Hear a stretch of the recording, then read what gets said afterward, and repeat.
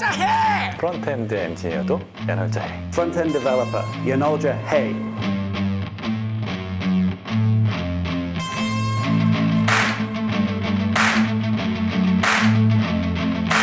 We're looking to grow our talent pool of front-end developers across the business, presenting a tremendous global opportunity for you. 연월자는 여러분들한테 많은 기회가 열려 있고, 그리고 저는 그런 기회를 같이 한번 글로벌에 같이 갈 수 있게 도와주는 역할을 할 것이기 때문에 앞으로 많은 관심 부탁드리며 또 함께 일할 수 있는 기회를 갖고 싶습니다. 야놀자!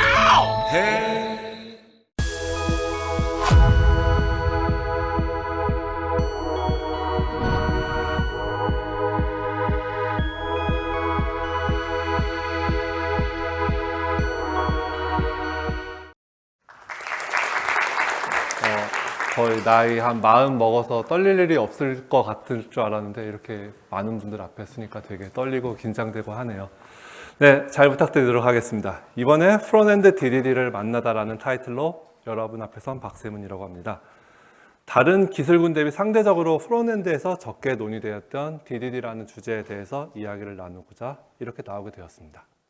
우선 간단하게 제 소개부터 진행해 보도록 하겠습니다. 저는 현재 라포렉스라고 하는 이커머스 스타트업에서 프론트엔드 엔지니어로 근무를 하고 있습니다. 13년 정도 엔지니어로서 근무를 해오고 있고요.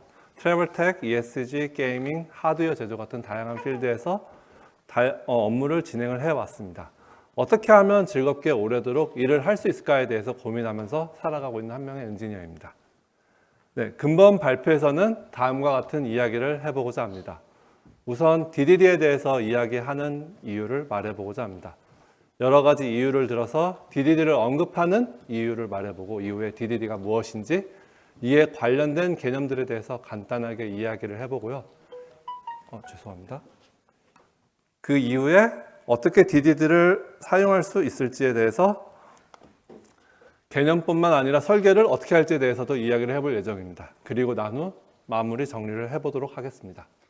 네, 목차에서 이야기했던 대로 왜 DDD에 대해서 이야기하는지 말을 해보고자 합니다. 크게 보면 세 가지로 나누어서 이야기할 수 있을 것 같은데요.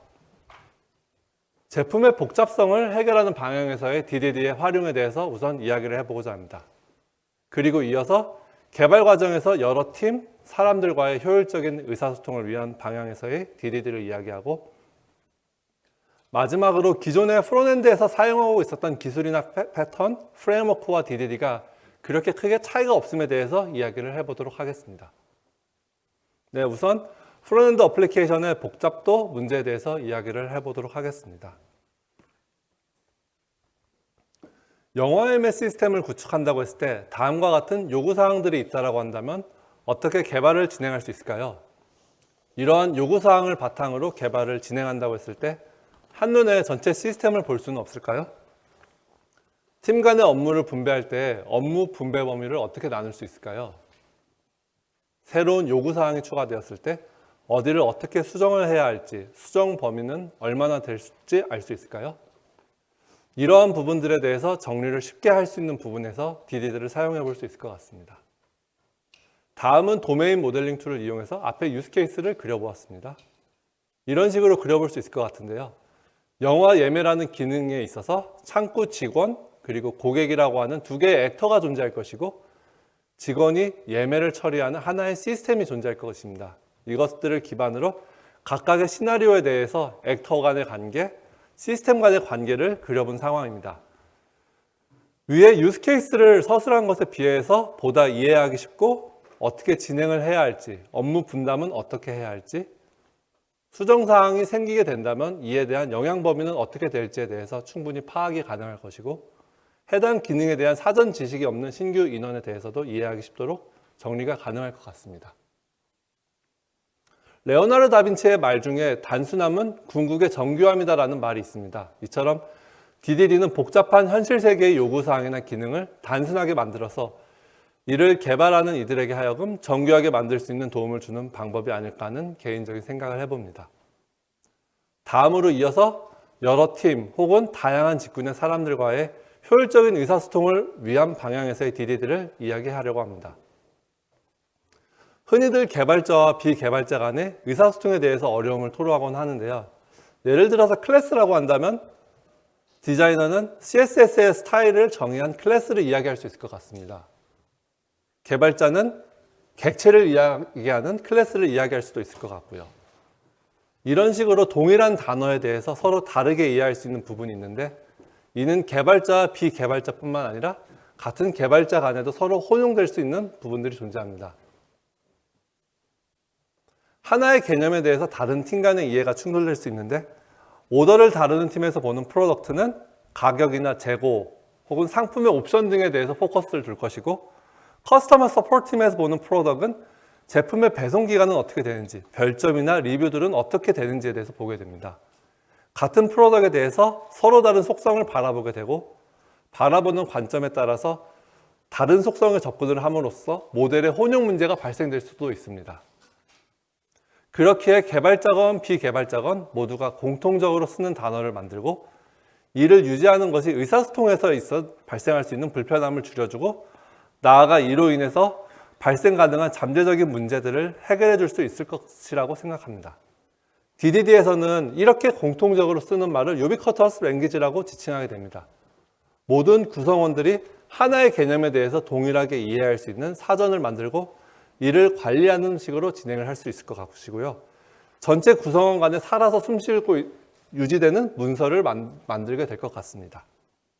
즉, DDD는 같은 언어를 모든 구성원들이 함께 의사소통에 어려움 없이 일을 할 수 있도록 도와주는 역할을 할 수 있다고 말씀드릴 수 있을 것 같습니다.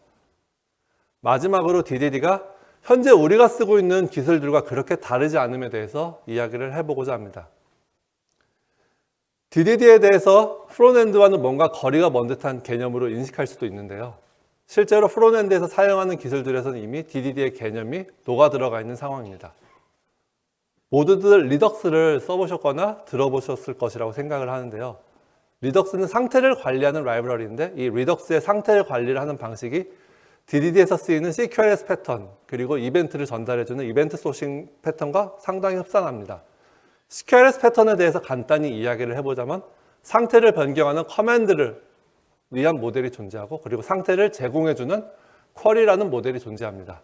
그리고 어플리케이션의 상태는 이벤트에 의해서 변경이 될 것이고요. 이 이벤트는 변하지 않는 오브젝트이고 어플리케이션을 통해서 날아오게 됩니다. 리덕스의 상태 관리를 간단하게 그려보았는데요. UI에서 유저의 인터랙션을 통해서 액션이 만들어지고 이 액션이 디스패치되면 리듀서로 들어가게 됩니다. 리듀서는 액션에 따라서 스토어를 업데이트를 하게 될 것이고요. UI는 스토어에서 구독하고 있는 상태에 따라서 업데이트 여부를 감지해서 갱신이 되는 구조로 진행됩니다. 이번에는 CQRS 패턴을 간단하게 그려봤는데요. CQRS 패턴은 단일 모델을 이용해서 상태를 변경하고 조회하게 될 때 발생되는 복잡함을 해결하고자 사용하는 DDD에서 자주 사용되는 패턴이고요. 얼핏 봤을 때 생긴 구조 자체가 리덕스와 비슷하게 생긴 것 같다는 느낌을 받을 수 있을 것 같은데요. 하나씩 나눠서 어떤 부분이 비슷한지에 대해서 유사함에 대해서 설명을 해보도록 하겠습니다.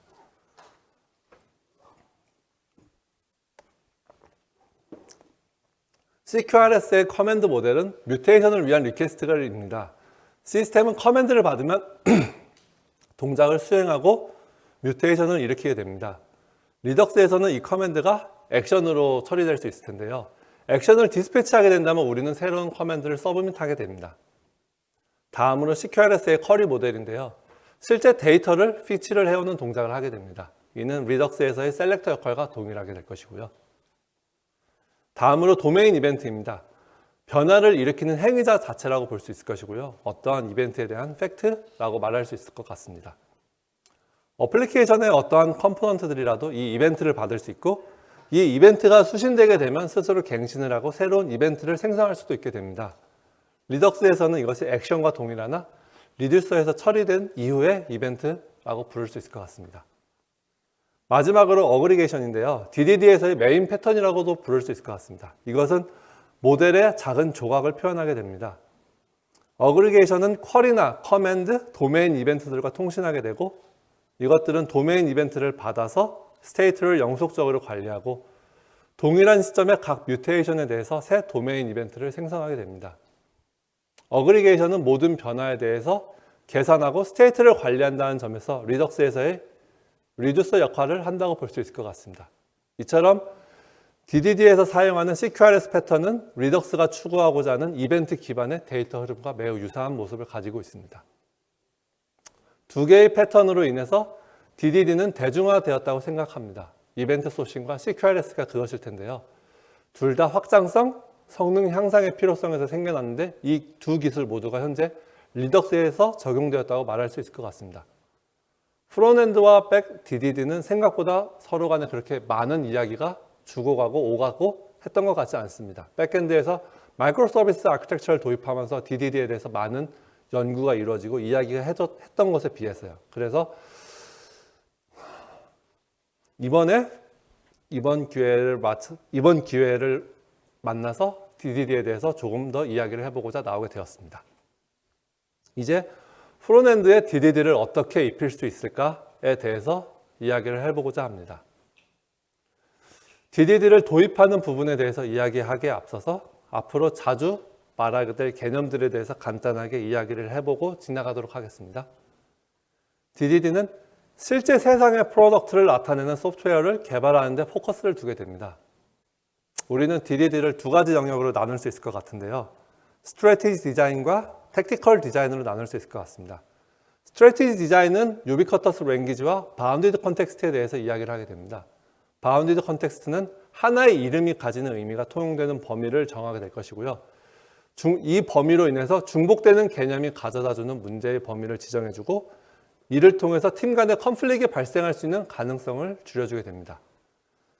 이어서 유비쿼터스 랭귀지는 이 바운디드 컨텍스트 안에서 사용되는 개념들에 대해서 개발자, 기획자, 비개발자 사이에 공통적인 언어를 만들고 이를 이용해서 커뮤니케이션에서 발생할 수 있는 문제나 비용 등을 처리하는 데 그 중점을 두게 됩니다. 택티컬 디자인은 보다 시스템 구현 그 자체에 대해서 이야기를 하게 됩니다. 시스템이 다양한 장소에서 다양한 서비스 간의 커뮤니케이션 하는 것에 초점을 두게 되고요. 앞에서 이야기했었던 이벤트 소싱이나 CQRS 같은 패턴을 사용하게 됩니다. 즉, 스트래티지 디자인을 통해서 프로젝트 팀이 컨텍스트 안에서 팀의 멤버들이 같은 언어들을 말하게 하는데 포커스를 두게 될 것이고, 택티컬 디자인을 통해서 어떠한 기술적인 리소스들이 소프트웨어를 만드는데 쓰게 되는지 연관을 짓게 됩니다. 그리고 이 디자인들을 바탕으로 도메인 모델을 어떻게 동작하는 소프트웨어로 만들지 헥사고널 아키텍처를 이용해서 하는 방법에 대해서 말하고자 합니다. 네, 스트래티지 디자인에 대해서 조금 더 이야기를 해보겠습니다. 좀 전에 이야기했던 대로 크게 두 가지 개념에 대해서 이야기를 해볼 수 있을 것 같은데요. 유비쿼터스 랭귀지, 바운디드 컨텍스트에 대해서 말해보겠습니다. 우선 바운디드 컨텍스트에 대해서 이야기를 해보도록 하겠습니다.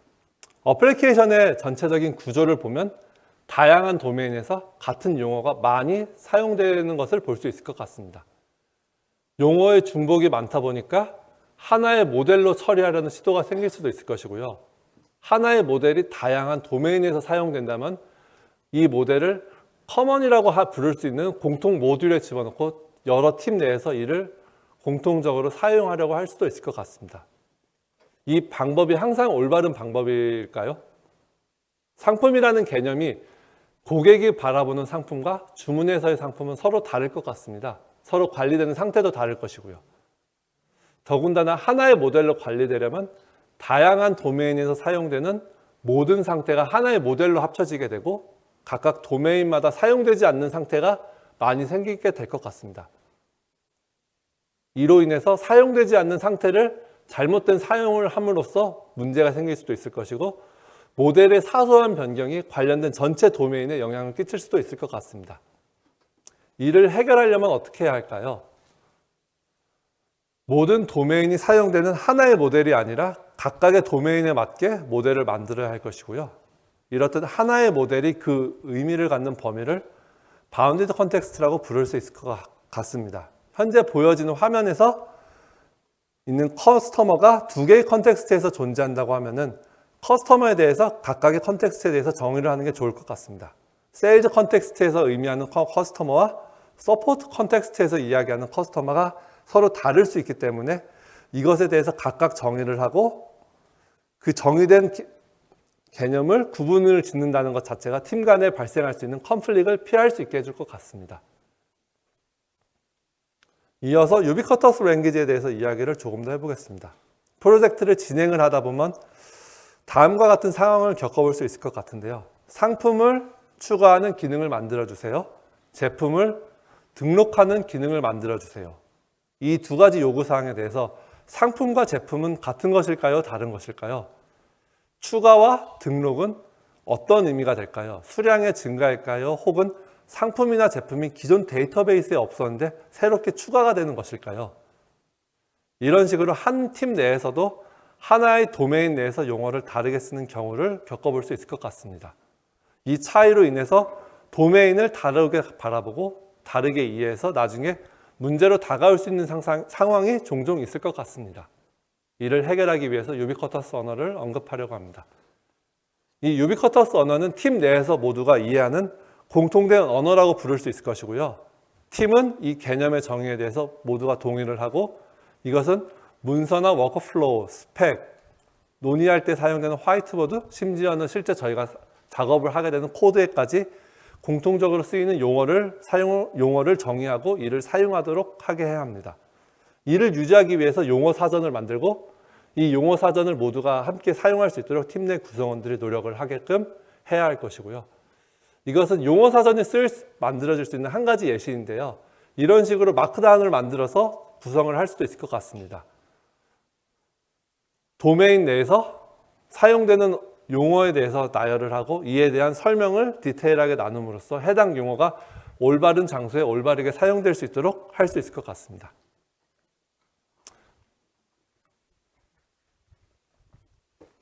이제는 택티컬 디자인에 대해서 이야기를 해볼 건데요.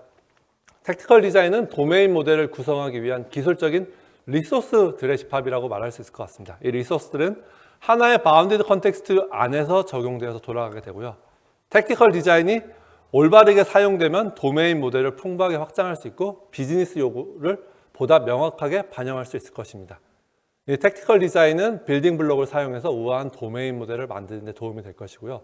이 장표에 나온 각각의 아이템들이 택티컬 디자인에서 사용되는 빌딩 블록들입니다. 이에 대해서 각각 개념을 좀 더 자세히 짚어가 보도록 하겠습니다. 총 5가지 개념에 대해서 이야기를 해볼 텐데요. Entity, Value Object, Aggregate, Service, Domain Event 이렇게 5가지가 되겠습니다. 첫 번째로 Entity입니다. Entity란 고유한 식별자가 있는 변경 가능한 객체입니다. 저희가 흔히들 말하는 식별자라고 하는 ID, UUID 같은 개념이 될 것 같고요. Entity는 도메인 모델 내에서 고유한 수명을 가지고 이를 통해서 엔티티의 트랜잭션 히스토리를 얻는 것 또한 가능하게 됩니다. 이어서 밸류 오브젝트에 대해서 이야기를 해보겠습니다. 밸류 오브젝트는 엔티티와 유사하지만 변경할 수 없는 임뮤터블한 오브젝트이고요. 고유한 아이디가 없고 속성값으로만 정의되게 됩니다. 이로 인해서 밸류 오브젝트를 업데이트하기 위해서는 이전 인스턴스를 대체해야 하는 새로운 인스턴스를 생성을 해야 합니다. 이어서 어그리게이트에 대해서 이야기를 해보겠습니다. 이것은 택티컬 디자인 설계의 가장 중요하고 복잡한 패턴 중에 하나이고 엔티티나 밸류 오브젝트들을 기반으로 하게 됩니다. 어그리게이트는 하나 이상의 엔티티의 클러스터이고 밸류 오브젝트도 포함할 수 있습니다. 클러스터의 최상의 엔티티는 어그리게이트 루트라는 이름을 갖게 됩니다. 이런 어그리게이트는 데이터의 변경을 위한 단일 유닛이 될 것입니다. 어그리게이트는 모든 작업의 일관된 상태로 종료되도록 하는 경계가 될 것이고요. 리포지토리에서 액세스할 수 있는 유일한 엔티티여야 합니다. 이어서 서비스입니다. DDD에서 서비스란 상태를 유지하지 않고 일부 로직을 구현하는 객체라고 말할 수 있을 것 같습니다. 크게 2가지로 나눌 수 있을 텐데요. 도메인 서비스와 어플리케이션 서비스입니다. 도메인 서비스는 비즈니스 로직과 도메인 로직을 캡슐화해주고 도메인 종속적인 오퍼레이션들을 수행을 하게 됩니다. 어플리케이션 서비스는 기술적인 기능을 제공하고요. 이 기술적인 기능이라고 하는 것은 어플리케이션의 워크플로우 로직이고, 즉 외부의 컨슈머가 이 어플리케이션 서비스를 통해서 우리의 시스템과 커뮤니케이션하는 부분이라고 말할 수 있을 것 같습니다. 예를 들자면 유저 서비스가 존재한다고 한다면은 이 유저 서비스는 어센티케이션, 그다음에 유저 데이터에 대한 피치, 패스워드를 체인지하는 동작들을 제공을 하고 외부에서는 이 서비스를 이용해서 유저와 관련된 오퍼레이션들을 수행을 하게 됩니다. 다음으로 도메인 이벤트인데요. 도메인 이벤트는 변경이 있을 때 시스템의 다른 부분의 일을 알려주는 데 사용이 되고요. 어그리게이트가 이 이벤트를 트리거하고 게시하게 됩니다. 좀 더 설명을 하자면 앞에 설명했던 엔티티나 어그리게이트가 변경되는 상태일 때 도메인 이벤트가 트리거되고 이 이벤트는 누군가가 리슨해서 어떠한 액션이 일어날 것입니다. 카운터 어플리케이션을 하나 예를 들어 볼 수 있을 것 같은데요. 플러스를 누르면 숫자가 1 증가하는 어플리케이션입니다. 플러스를 누르면 엔티티가 0에서 1로 증가하게 될 것이고요. 이 엔티티의 변화로 인해서 도메인 이벤트가 발생이 되고 이 도메인 이벤트를 카운터 넘버를 표시하는 컴포넌트가 리슨해서 변경된 값을 보여주게 됩니다. 이것이 도메인 이벤트라고 말씀드릴 수 있을 것 같습니다. 이제는 어떻게 어플리케이션이 어떤 형태로 구성이 되는지 두 가지 디자인을 통해서 이야기를 해보도록 하겠습니다. 우선 레이어드 구조에 대해서 이야기를 해보도록 하겠습니다. 레이어드 구조는 다음과 같이 네 가지 계층으로 구성이 됩니다. UI 계층, 어플리케이션 계층, 도메인 계층, 인프라스트럭처 계층 이렇게 네 가지 계층으로 구성이 될 수 있고요. UI 계층은 인터페이스와 어플리케이션이 연결되는 곳이라고 부를 수 있습니다. 어플리케이션 계층은 도메인 객체의 직접적인 클라이언트이고 비즈니스 상에서 필요로 되는 유즈 케이스를 구현한 객체들의 집합이라고 부를 수 있을 것 같습니다. 방금 전에 택티컬 디자인에서 설명했었던 서비스 중에 어플리케이션 서비스가 여기에 존재하게 됩니다. 이어서 도메인 계층인데요. 도메인 계층은 도메인과 관련된 객체들의 집합이고 도메인 모델인 엔티티나 밸류 오브젝트 그리고 도메인 서비스가 존재하는 계층이 됩니다. 인프라스트럭처 계층은 다른 계층들을 지탱하는 기술적 기반이고요. 다른 계층들의 실제 구현체라고 부를 수 있을 것 같습니다. 의존성의 방향은 위에서 아래로 일관적으로 이루어지게 될 것이고요. 도메인과 인프라스트럭처의 관계가 추상화된 도메인을 구체적으로 구현을 한 구현체가 인프라스트럭처라고 말할 수 있을 것 같습니다. 다음으로 헥사고널 구조인데요. 헥사고널 아키텍처는 어디에도 의존하지 않는 도메인 오브젝트들이 존재하고요. 이것들을 의존하는 서비스 계층이 존재하게 됩니다. 이 서비스 계층에서 수행되는 비즈니스 로직들은 외부와 연결된 포트를 통해서 시스템 외부로 전달이 되고요. 인프라스트럭처는 포트의 의존성을 갖게 됩니다. 한마디로 외부와의 통신을 인터페이스로 추상화를 하고 비즈니스 로직 안에 외부의 코드나 로직의 주입을 막는다는 것이 헥사고널 아키텍처의 핵심이 됩니다. 바꿔 설명해 보자면 컴퓨터 본체가 제공하는 운영체제, 어플리케이션은 바뀌지 않지만 이를 출력하는 모니터나 입력을 하는 키보드나 마우스 같은 디자인들은 포트에 맞춰서 변경을 할 수 있습니다. 어플리케이션을 중심으로 어플리케이션 외부의 모듈은 어댑터와 포트만 맞춘다면 얼마든지 변경 가능하게 하는 것입니다. 즉, 이전의 레이어 구조에서 외부 모듈이 사용할 수 있는 인터페이스를 어플리케이션에서 제공을 해주고 UI 계층과 어플리케이션 계층 사이의 객체가 이 인터페이스를 사용해서 두 계층을 연결하게 됩니다. 이 계층을 어댑터 혹은 포트라고 부르게 되고요. 헥사고널 모형으로 봤을 때 이런 식으로 육각형 구조로 많이 그리곤 하고 있습니다.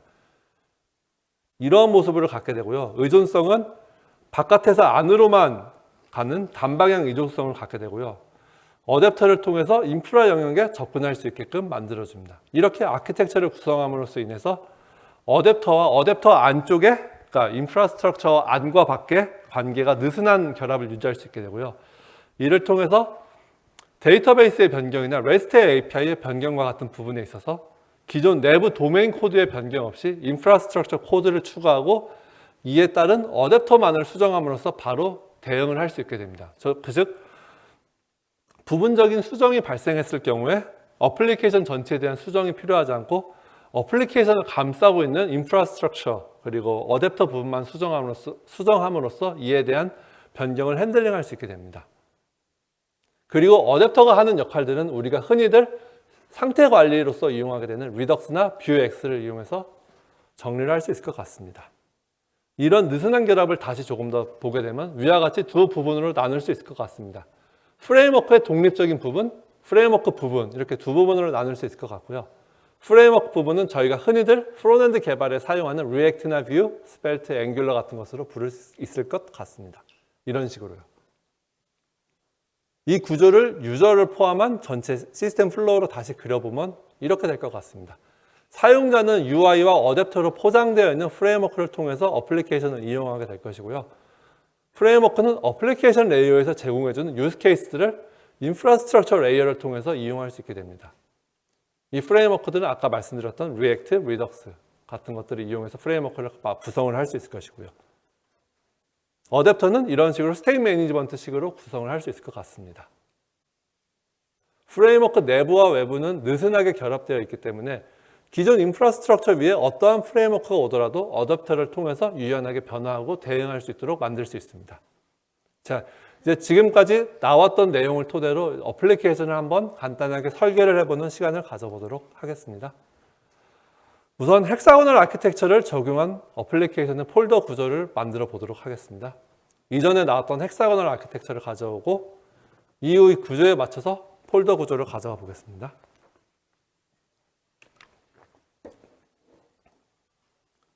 UI, 어댑터, 인프라스트럭처, 어플리케이션, 도메인으로 이루어진 의존성의 흐름에 맞춰서 폴더 구조를 만들어 볼 수 있을 것 같습니다.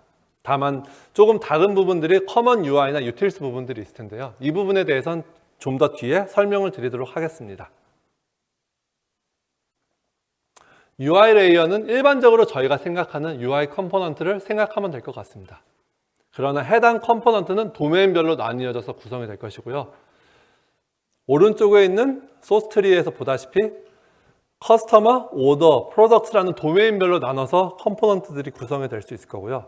커스터머 컨텍스트 안에서는 커스터머 스크린과 연관된 컴포넌트들이 존재하고 오더 컨텍스트 안에서는 오더 스크린과 연관된 컴포넌트들이 존재하는 식으로 구성되게 됩니다.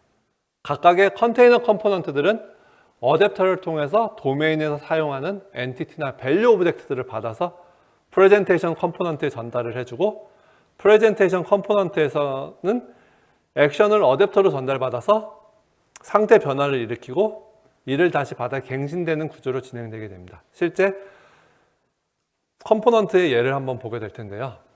커스터머 스크린이라는 컨테이너 컴포넌트를 하나 만들었고요. 이 컨테이너 컴포넌트는 유저 셀렉터 훅을 통해서 어댑터를 통해서 스테이트 내에 인포라는 프로퍼티를 받아오게 됩니다. 이렇게 받아온 밸류 오브젝트를 커스터머 인포라고 하는 프레젠테이션 컴포넌트에 전달을 하게 됩니다. 그리고 어댑터 내에서 업데이트를 처리하는 업데이트 인포 액션을 디스패치하는 함수를 마찬가지로 프레젠테이션 컴포넌트로 전달해서 프레젠테이션 컴포넌트는 이를 업데이트하게끔 만들어주게 됩니다. 이로써 컨테이너 컴포넌트는 어댑터를 통해서 데이터를 피치하고 업데이트하게끔 해주고 이 이외에는 디펜던시가 없어지게 돼서 UI 레이어와 어댑터 레이어 간의 디펜던시 하나만 존재하고 다른 레이어 간의 디펜던시는 모두 없어지게 됩니다. 이어서 프레젠테이션 컴포넌트인데요. 이것은 컨테이너 컴포넌트로 전달받은 밸류 오브젝트를 렌더하게 될 것이고요. 이 내에서 변경이 발생될 때 전달받은 디스패치 액션을 수행시켜주는 역할을 하게 될 것입니다. 프레젠테이션 컴포넌트는 프롭스로 들어오는 데이터에 따라서 값을 다르게 보여주고 업데이트 함수를 호출하는 동작을 하게끔 해줍니다. 이로써 프레젠테이션 UI 컴포넌트는 외부에서 들어오는 값을 그대로 처리하는 퓨어한 펑션으로서의 역할을 수행하게 되고 이 퓨어한 펑션으로서의 역할을 수행할 수 있기 때문에 프롭스로 들어오는 인포 값에 따라서 재사용 가능하게 컴포넌트를 구성할 수 있을 것입니다. 다음으로 어댑터 레이어에 대해서 이야기를 해보겠습니다. 영어 단어 뜻대로 적합시키다 라는 의미를 가지고 바라보면 될 것 같고요. UI에서 사용하는 도메인의 엔티티, 밸류 오브젝트를 UI 컴포넌트에 맞춰서 정리를 할 수도 있고요. UI에서 이벤트를 받아서 어플리케이션의 유즈 케이스에 맞춰서 처리시킬 수도 있습니다. 우리가 흔히 보는 리덕스나 VX가 이러한 어댑터 레이어라고 보면 될 것 같고요. 이런 어댑터 레이어의 오브젝트들 또한 UI 레이어에서처럼 도메인별로 존재할 수 있을 것입니다. 리액트의 리덕스를 예로 들어서 설명을 해보면 뷰가 참조할 스테이트를 정의를 해주고 뷰는 셀렉터를 이용해서 스테이트에서 필요한 값들을 가져다 쓸 것입니다. 또한 액션을 정의해서 뷰가 입력을 받아 이 입력을 처리할 수 있도록 하는 액션을 선언할 것입니다. 뷰는 디스패처를 통해서 액션을 발생시키고 리듀서가 이 액션을 받아서 처리하는 동작을 수행하게 됩니다. 리듀서가 처리한 이벤트 객체는 스테이트를 뮤테이트 시키고 이 스테이트의 뮤테이션은 해당 스테이트를 리슨하고 있는 UI 컴포넌트로 하여금 갱신된 값을 받아서 새롭게 렌더하게끔 해줍니다. 다음으로 인프라스트럭처 레이어인데요. 인프라스트럭처 레이어는 레이어 간의 커뮤니케이션 전체를 책임지게 됩니다. 아까 말씀드렸던 것처럼 어떠한 리포지토리나 서비스에 대한 임플레멘테이션, 구현체 그 자체라고 이야기할 수 있을 것 같고요. 그리고 외부 시스템과의 커뮤니케이션 또한 진행을 하게 됩니다. 조금 더 자세하게 설명을 해보자면 어플리케이션 레이어와 UI 레이어 간의 의존성을 인프라스트럭처 레이어를 두고서요. 이러한 디펜던시 인젝션 프린시플에 따라서 저수준 모듈이 고수준 모듈의 의존성을 지키게 해줍니다. 도메인 레이어와 어플리케이션 레이어는 각 레이어에 속하는 저수준 모듈인 인터페이스에 의존을 하게 되고요. 저수준 모듈의 구현체를 인프라스트럭처에서 구현을 하게 됩니다. 보다시피 어플리케이션 레이어에 서비스가 있다고 한다면 인프라스트럭처 레이어는 이 서비스를 구현한 구현체를 가지고 있을 것이고 도메인 레이어에서 리포지토리라고 하는 인터페이스가 있다고 한다면 이 리포지토리를 구현하게 되는 리포지토리 임플레멘테이션 오브젝트를 인프라스트럭처가 가질 수 있게 됩니다. 이런 식으로 구성을 했을 경우에 외부 영역인 인프라스트럭처 영역이 변경되어도 도메인이나 어플리케이션에서 정의한 인터페이스를 상속받아서 구현하고 있기 때문에 도메인과 어플리케이션 레이어에 영향을 주지 않거나 영향을 준다고 하더라도 최소한으로 줄 수 있을 것입니다. 그리고 실제 구현된 기술을 변경함에 있어서도 보다 용이하게 변경할 수 있을 것 같습니다. 리포지토리의 구현체를 한 예로 들어볼 텐데요. 커스터머의 정보를 받아오고 갱신하는 리포지토리 구현체를 만들었을 때 실제 데이터를 피치하고 업데이트하는 부분은 인프라스트럭처 내부에만 구현되어 있습니다. 바깥 레이어에서는 인프라스트럭처를 통해서 데이터를 받아오고 안쪽 레이어에서는 데이터의 인터페이스에 맞춰서 오브젝트를 제공해 주기만 하면 되는 부분이기 때문에 외부와 내부 간의 결합도를 낮출 수 있습니다. 즉, get user information이라는 펑션 안에서 엑시오스를 쓰든 피치를 쓰든 혹은 기타 다른 데이터를 피치하는 어떤 동작을 함에 있어서 인프라스트럭처 내부가 변경이 되어도 다른 외부나 내부 시스템에는 영향을 미치지 않게 됩니다. 즉, 외부와 내부 간의 결합도를 낮출 수 있게 됩니다. 다음으로 어플리케이션 레이어가 되겠는데요. 이전에 이야기했었던 대로 어플리케이션 레이어는 비즈니스 로직이 들어있는 유즈 케이스들이 존재하게 됩니다. 그리고 도메인 모델을 어플리케이션에 맞춰서 변경해주는 트랜스포머 같은 것들이 이 어플리케이션 레이어에 들어갈 수 있을 것 같습니다. 이들 또한 목적이나 바운디드 컨텍스트에 맞춰서 구분되고 정리될 수 있을 것 같습니다. 현재로서는 서비스, DTO, 트랜스포머 이런 식으로 구분이 되어 있는데 이렇게 구분을 하지 않더라도 도메인별로 나눠서도 충분히 구분을 할 수 있을 것 같습니다. 마지막으로 도메인 레이어인데요. 도메인 레이어는 비즈니스 도메인을 지원하는 책임이 있습니다. 각각의 도메인은 비즈니스에서 사용되는 엔티티, 밸류 오브젝트들을 포함하게 되고요. 이커머스 시스템을 예로 들자면 오더와 관련된 도메인, 프로덕트에 관련된 도메인, 커스터머와 관련된 도메인이 있을 것 같습니다. 위 예는 커스터머 도메인의 한 예로 들어볼 수 있을 것 같은데요. 커스터머는 기본 정보를 가지고 있고 커스터머가 가질 수 있는 shipping 어드레스를 리스트로 보유할 수 있습니다. 앞에서 이야기했었던 어그리게이션 관계로서 커스터머 도메인의 엔티티가 밸류 오브젝트가 연결되어 있는 것을 볼 수 있을 것 같습니다. 이런 식으로 하나의 어플리케이션을 DDD라는 구조에 맞춰서 어느 정도 구조를 잡고 정의를 해볼 수 있을 텐데요.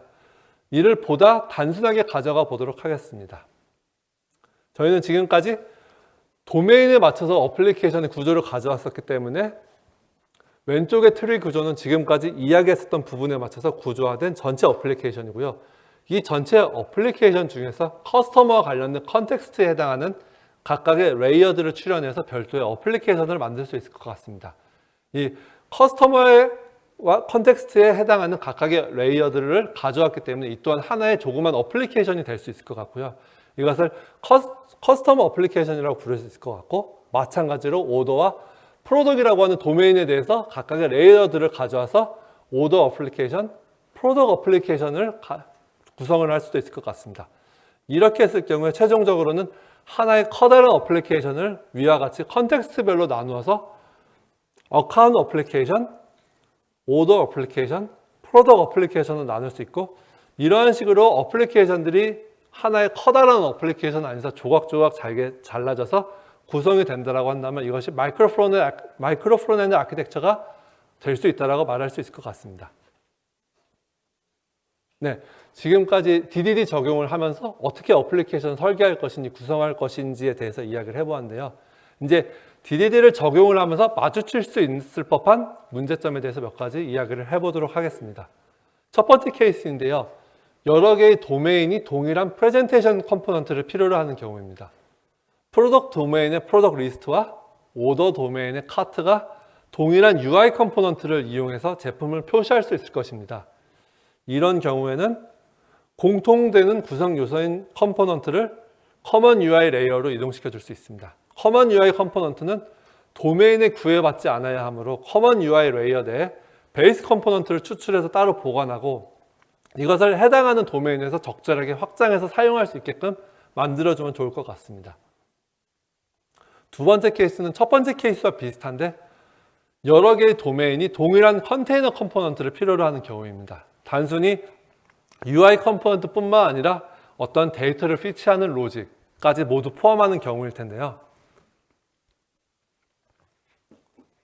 이런 경우는 도메인 내의 컴포넌트가 너무 많은 책임을 가지고 있다고 말할 수 있을 것 같습니다. 하나의 도메인 내의 컴포넌트 내에서 너무 많은 책임을 가지고 있을 경우에는 그 컴포넌트의 복잡도가 증가로 이어질 수 있고요. 이 컴포넌트의 복잡도의 증가는 즉 유지보수, 개발에 있어서 잠재적인 문제를 일으킬 수도 있을 것이라고 생각됩니다.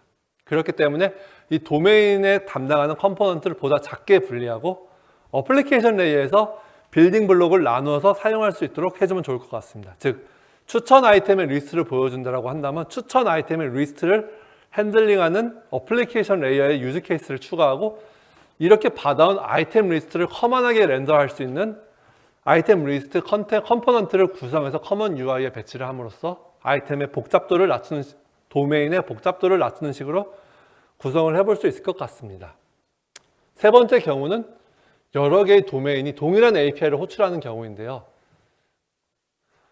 어카운트 도메인 내에서 유저 인포메이션을 피치하는 경우와 그리고 오더 도메인에서 유저 인포메이션을 피치하는 경우 여러 두 개의 도메인이 동일한 API를 호출할 수 있습니다. 이 경우 두 도메인의 경계가 모호해질 수 있을 것 같은데요. 이런 상황에서는 올바르지 않은 추상화를 이용해서 중복을 허용하는 쪽으로 가면 좋을 것 같습니다. 도메인에서 직접적인 REST API의 접근을 멀리하고 이전에 이야기했었던 인프라스트럭처 레이어를 도메인과 REST API 사이에 둠으로써 의도적인 중복을 일으킬 수 있습니다. 어카운트 도메인에서는 피처 어카운트 세팅 인포메이션과 같은 식으로 오더 도메인에서는 피치 유저 인포메이션과 같은 식으로 실제적으로 같은 API를 피치하지만 의도적으로 다른 경로를 선택함으로써 도메인 간의 보다 명확한 분리를 정리할 수 있을 것 같습니다. 마지막으로 여러 개의 도메인이 동일한 훅이나 헬퍼 펑션 같은 것을 사용하는 경우인데요.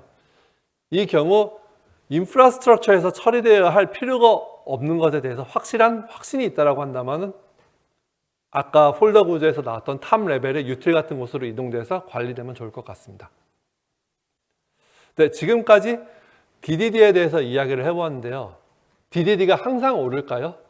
DDD가 그 필요성이 크지 않은 상황이라면 도입하는 것에 너무 큰 비용이 들지 않을까 하는 생각이 듭니다. 팀의 구성원들이 도메인에 대해서 이해하고 바운더리에 대해서 인지하고 해당 컨텍스트에 내에서 쓰이는 공통적인 언어에 대해서 숙지를 하고 이야기하는 데 있어서 들어가는 비용이 매우 클 것이라고 생각이 듭니다. 이런 식으로 학습을 해야 하는 것도 많고 거쳐야 할 과정도 복잡하기 때문에 DDD는 복잡한 비즈니스 상황에서 문제를 간결하게 해결하기 위해 사용할 수 있는 방법론이라고 말할 수 있을 것 같습니다. 바꿔 말하자면 DDD가 말하고자 하는 바는 관심 있는 도메인을 보다 명확하게 분리를 하는 것이 더 중요하다라고 말할 수 있을 것 같습니다. DDD가 필요하지 않은 하나의 예를 들어보도록 하겠습니다. 저희 어렸을 때 있었던 만화방 혹은 DVD, 비디오를 하는 렌탈 시스템이라고 이야기를 해볼 수 있을 것 같은데요. 이 렌탈 관리 시스템은 크게 보면 세 개의 데이터베이스가 존재할 것 같습니다. 렌탈 상황을 가지고 있는 데이터베이스, 그리고 사용자의 목록, 그리고 현재 가지고 있는 서적이나 미디어의 목록들, 이런 것들이 있을 거고, 이 데이터베이스를 단순히 읽어와서 보여주고 생성하고 변경하고 삭제하는 CRUD 액션만을 한다면 과연 DDD와 같은 아키텍처가 필요할까요? 저는 필요하지 않다라고 생각이 됩니다. 이번 컨퍼런스를 준비하면서 봤던 자료 중에 이런 글이 있었습니다. 어플리케이션이 완전히 데이터 중심이고 순수한 CRUD 솔루션에 맞아서 단순히 이러한 동작들만을 하게 된다면 예쁜 데이터베이스 테이블 편집기만 있으면 된다. DDD에 대한 회사의 시간과 돈을 낭비하지 말아라라는 글이 있었던 것 같습니다. 이런 말이 제가 조금 전에 말하고자 했던 바를 보다 명확하게 설명해주는 문장이라고 생각합니다. 즉, DDD의 이점을 갖고자 한다면 DDD를 학습하고 전파하는 비용보다 DDD를 적용함으로써 가져올 수 있는 어플리케이션의 변경 비용이 감소가 더 커야만 적용을 하는 것이 유리할 것이다라고 말할 수 있을 것 같습니다. 네, 여기까지 오늘의 발표를 마칠 수 있을 것 같고요. 추가로 드리는 이 링크는 아까 앞부분에 나왔던 그 렌탈 관리 시스템을 어떻게 구성할 수 있는지 도메인 모델을 그려준 도메인 모델러 툴에 대한 온라인으로 사용해 볼 수 있는 툴의 링크입니다.